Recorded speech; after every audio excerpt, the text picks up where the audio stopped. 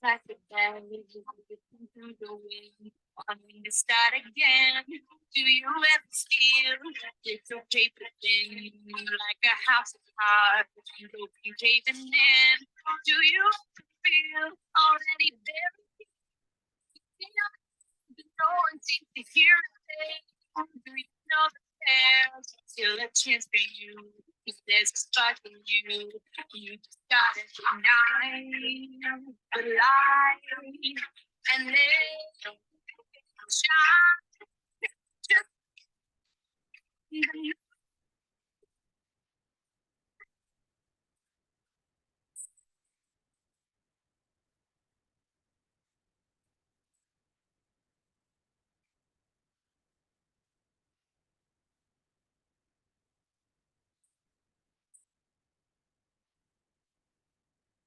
Welcome to Algos in 10, Season 4, Episode 6. Happy July 4th, guys. So yeah, that's Katy Perry's Firework. So a very fun topic tonight, and actually quite entertaining topic that really shows the firework of computer science, string processing, and very important, good old Web API Postman development. So here's a confession. I might be a web dev, maverick, but one thing I really struggled and quite honestly feared using back in BU undergrad and even Northeastern grad and even now sometimes at work is Postman. Because Postman is one of those things where you either get it or you don't. Sort of like dynamic programming, it's sort of like life, in general. So Katy Perry's song will help me personally get through my biggest fear in web dev, API debugging and development through web servers. I am admittedly not a network buff, and I personally do want to get better at that because now my work requires me getting better at Azure, SharePoint networking stuff, cloud computing. And also in terms of personal confessions, this is the ultimate be yourself, God bless America, freedom of American culture. This is the culture that I want to bring out on this July 4th. Just be yourself, hang out with the people you love and like, including long distance partners, and continue, be a firework. So, long story short, here's the episode tonight.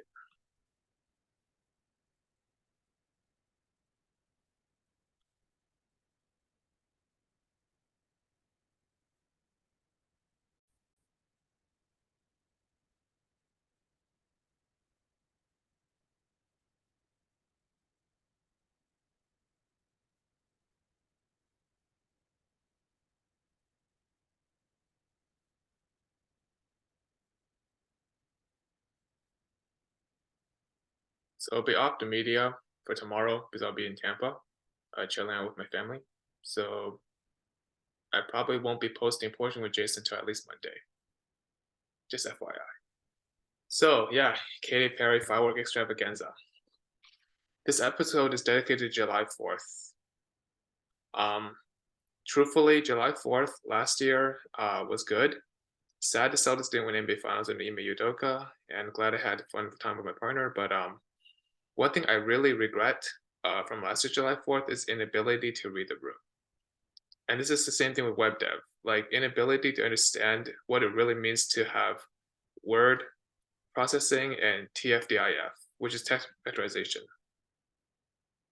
This is some really newfangled stuff. Like normally you don't get into word processing a whole lot in computer science or algorithms or data science. This is definitely a very avant-garde topic. But in honor of Katy Perry and pop and music, and just being able to understand how music became so important in comp sci, hence computational audio reasons, and even computational lyrical reasons, we're going to cover that tonight. So we're using something called a word corpus, which is like a set of words in, a set of words. We'll be able to use as Postman. You mostly HTTP GET, HTTP POST with JSON, APIs, and a very important algorithm of word count, Levestein distance. We begin with a simple LeetCode problem in regards to the word count algorithm we implement, which is right here. and it will implement the algorithm, use Postman get API calls, and then the fun part, get each unique word in Katy Perry's Firework song, or any song that you choose for July 4th. For example, my partner, she loves Party USA by Miley Cyrus, or some other songs. And this also works for song lyrics with punctuations and like different types of, special characters. So it's not just only literals and strings. Without further ado, here's the lead code.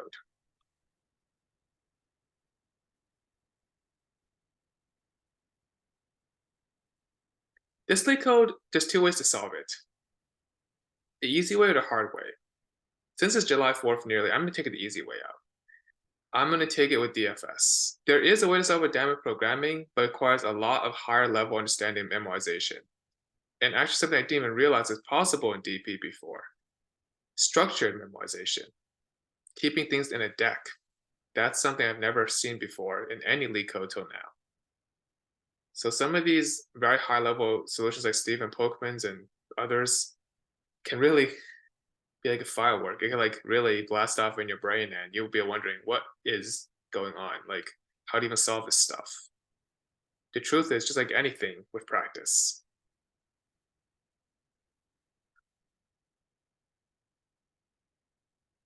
So the question is simple. Given a string S and dictionary strings word dict, return true if S can be segmented into space-separated sequence of one or more dictionary words. Note that the same word in dictionary may be reused multiple times in segmentation. As example, we have S the string be lead code, word dict equals lead and code, and return true because you can segment lead code as lead code. And for example, if you have S is cats and dogs, cats and dog, and word dict is nothing, you cannot segment anything from nothing. So our first base case is really simple. If the word dict is none or string is empty, return false. If they're both the length is 0, return false. Otherwise, do the following. We memorize each dictionary word and space-separated sequence. We convert the word dict into a set. The reason why we're using set because order does matter in this case. If it's not order matters, we'll use a tuple instead. So set dict equals the set function word dict. And here's where we use DFS. So, as an illustration, I will show you something on whiteboard for DFS.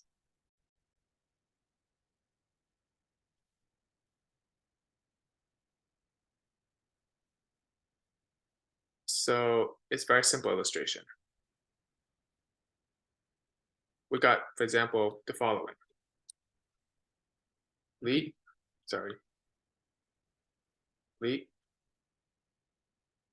and then another one called code. So you have just two, trees in a DFS tree, which is a depth first search tree. So why do we apply DFS? One, because the runtime is pretty good, ON, search. Two, it doesn't require a whole lot of space. Space is just O of N as well. You're going through a tree linearly. And then in terms of lookup, search is lookup, never mind, that's it. And it's also recursive, which means you could take for any case you want. What's an interesting situation with DFS is that you have to also consider duplicates. So let's say, for example, I have lead code and lead, and this is one of my, interesting things. Lead cone, for example. Code and cone are very different. They have one letter difference, N and D. So what are some strings I can make from this? Let's see, lead code or lead space code, code cone, cone code, lead cone. You can make permutations. So that is a key takeaway.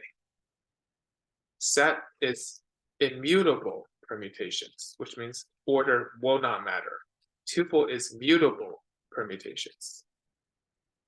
This sounds a little bit like a set theory throwback, well, it sort of is. So it's important to understand the difference. I'll highlight that in blue. With the general understanding of how the algorithm works now, let's get back to the code.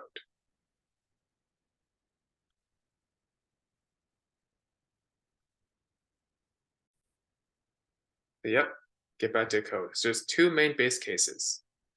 If the if the string is already in a sequence, we just return the index. We're trying to return basically an index of trues and falses. If the string is in a set dictionary, you set the flag to true, return true. And then you finally recursive based on the left subtree and the right subtree of the dictionary of strings. So for index in range 1, len s, you don't do 0 because some string could be empty. Left is basically everything to the left of index, and right is everything to the right of index. If the left subtree is in the set dictionary for the words, the sequence of left equals true. If DFS right, this is recursive, you use recursion here on the right subtree.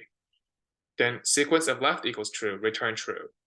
Here's the tricky part where I got this, where the submission, I got it wrong. So yes, this is something that even the story of Job is teaching me for Christian reasons and also for coding reasons. You can get things wrong. You're not perfect, and sometimes mistakes are not a bad thing. Yes, I always thought, oh, Jason, you always, ace lead code, you're like the tech lead 2.0 with partner, whatever. Not true. That's, as Miles Morales, adversary, Spider-Man 2099, Miguel O'Hara say, it's not canon. I do get things wrong. And because I get things wrong, I learn. This is why I think sometimes lead coding can be a bad habit in terms of professional coding. Trying to ace everything under a timed OA is good for interview. And it's good to get your coding skills up. But in terms of understanding what you really did wrong and figure things out, and debugging is where you truly begin to show some firework in your computer science career, or in my case, analytic career. Anyway, long story short, set the sequence of the index to false and return false, otherwise return DFS. And there you go. That is my solution from the lead code. There are some other solutions more complicated than this on YouTube or on, Emo7D or, other like solutioning websites. But in general, I like to keep things simple in terms of explaining my solutions. I don't want to pull too many one-liners and crazy tricks and mirrors because the truth is always as follows. Just like lighting fireworks for 4th of July. If you don't know how you're running your code, you will not be able to explain to other people. Just like if you don't know how to actually, make sure firework doesn't harm people or curfew doesn't harm people, you will not know what you're doing. That is a lesson learned in leadership. So continuing on to the episode with Postman now.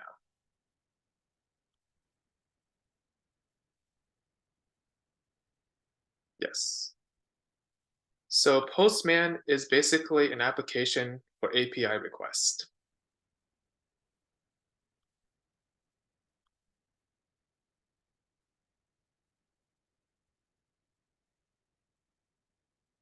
Oh yeah, confession. I am using a free trial for playcode.io. So sometimes it does ask me to, refresh the thing and, go for the paid version of the app. I decided, you know what? Not going to. There's no need to. So part 1, Postman APIs. We'll use Postman application to put in a corpus word body from the main lyric of Katy Perry's Firework. 'Cause baby, you're a firework. Come on, show 'em what you're worth. Make 'em go, oh, oh, oh, as you shoot across the sky.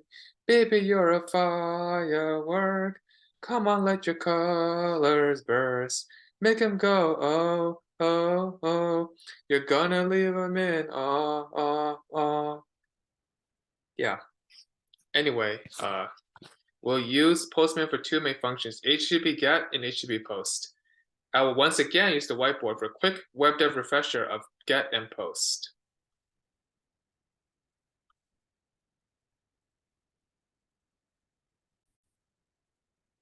So this I will save, which is good, and I'll clear all this. So get and post is really two main concepts. You have something called an HTTP server and something called HTTP client. This is a server client architecture. Whenever you get something from the server, you get usually a status of 200, which in HTTP terms means it's okay. If it's anything like 400, it means it's something wrong. If it's 500, it's internal server error. So usually, okay is fine. Can delete that. Next, you want to be able to get a corpus, right? So you want to go back and bring in a response. So you want to acknowledge the response. Now, this is something I'm really not good at, is like network server interface. It's like the one course at BU where I didn't exactly do so hot in terms of understanding concepts. And even at Northeastern, I basically never took a systems networking course because it's my weakness. But now on the job, since I have to know the stuff code for Asia work and for, analytics, I think I have to now face my fears. And this my partner always tells me, like, never let your fears get you down. So then you have HTTP server getting back HTTP client, request, HTTP, and then post. So this is where you basically get some JSON, stuff. You have HTTP post. So post can come in two forms. In tonight's episode, we have JSON, which is Java script object notation, or have something called instead XML, which is extendable HTML. These are two main forms of posting in Postman. Then finally, once the post is done, you get back and you basically, you basically do another get. You basically then do your post for your body, and that's it. That's your very basic client and server HTTP 101 in terms of Postman's get and post.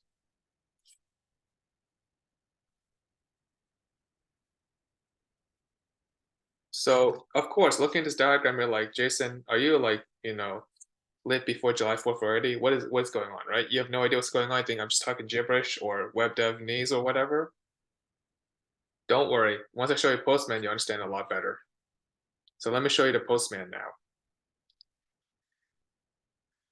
Yes, there is an app version Postman, but it's very, very space prohibitive. And here's a little fun joke I like to share with a lot of people, including some non-com sci people. People often confuse my name Jason with JSON. Know the difference. JSON does not equal JSON. So now I'll demo how to use Postman APIs to store the word corpus in Katy Perry's Firework chorus, which is this, using HTTP to get the lyrics as a JSON string. Then use HTTP post to post the lyric on a local server, which is also in Postman. It's very similar to Azure SharePoint server for storage and cloud computing resources. So here you go. Here's some Postman API stuff.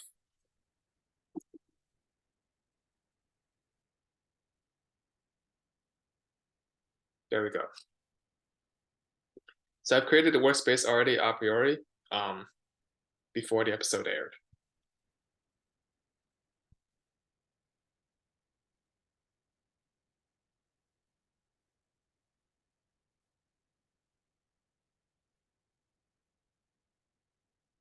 Now Postman is a little bit slow because it's an API within a browser.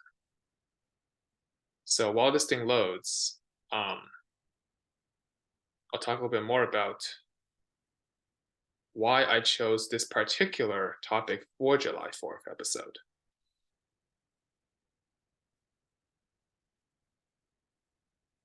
One of the main reasons why, don't hate on me, Taylor Swift fans, why I'm more partial to Katy Perry as opposed to Taylor Swift is just the song motivation behind the lyrics. And I think Katy Perry's songs are quite motivational. They make you feel good and also make you be yourself in your best possible form. Let me just leave it at that. It's like the chicken tendies versus a good old July 4th um, uh, popsicles. One basically makes you feel good, but not healthy for you. Two, it helps you cool your thirst, but also is not healthy for you. The truth is, this is like fast food programming. You don't do a whole lot of programming per se. You just basically do whatever. So let me get one of the requests earlier. This is just a dummy request to get the Google. So Postman has four main sections. You have a collections, environments, history section with basically the nav bar. They have each collection, all your HTTP requests, and they have a request tab over here. And you want to click send to get a request. You want to do that? Now you want to click send to get a response.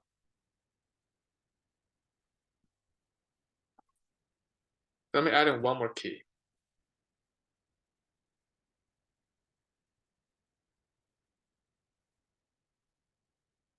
Let me change this to be only Katy Perry Fireworks.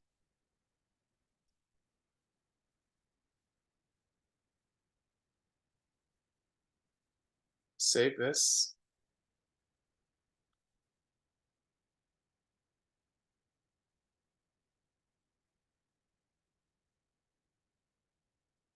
All right.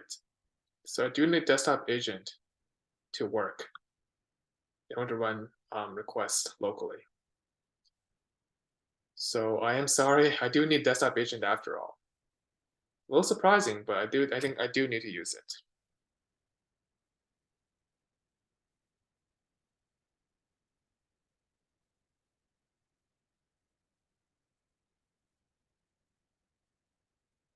So I think Postman only works if you have desktop agent. So make sure you have enough gigs and like memory in your computer because this thing does eat up a lot of memory.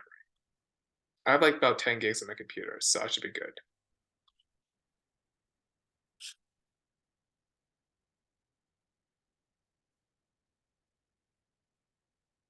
So while this thing loads and gets built, I'll ask you guys one question. What's your favorite part of July 4th?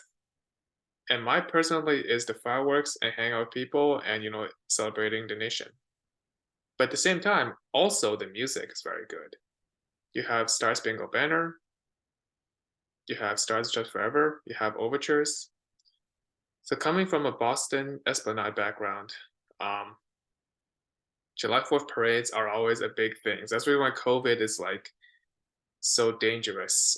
Not dangerous, sorry, so problematic in terms of like unable to meet up and in person, enjoy the fireworks and music. It's just not the same on TV, guys. Same thing with Postman. You don't get to really experience Postman until you work with the app. Doing it on a browser is just like, it's like the baby steps. It doesn't get you the full experience.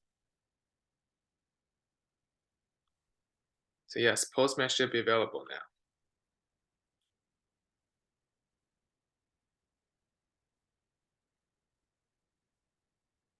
All right, the agent is here now, available for Postman.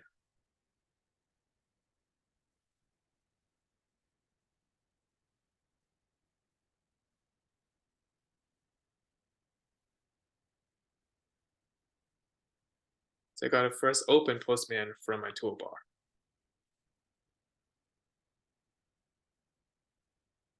Now I told you, it's a very, very heavy application. It uses almost like 270 megabytes.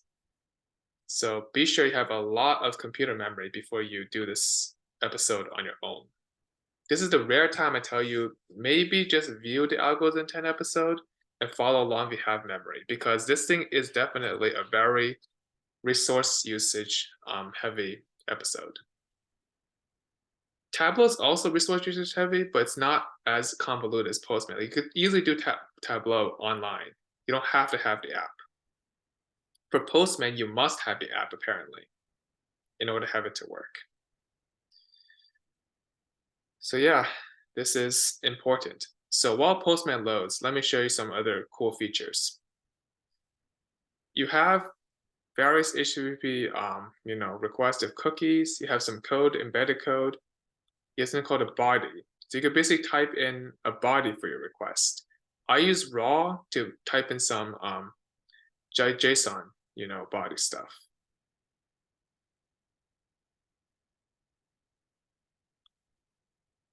And there's even GraphQL for like code corrective checking, and like static analysis. Some very advanced NPL stuff, which I'm not gonna get into.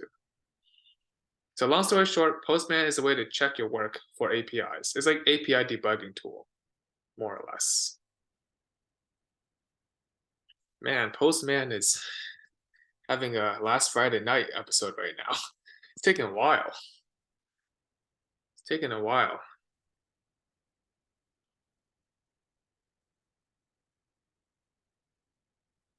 So while Postman's taking sweet time,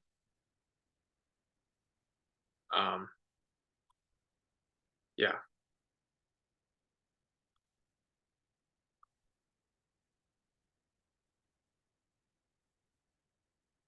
Okay, so now Postman agent should be showing up very soon, I hope.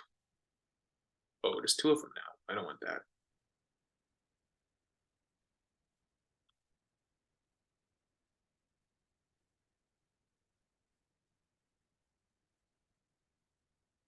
All right, there we go. So Postman agent will finally show up properly. So you can see this is a very, very good thing to happen in the episode. Like,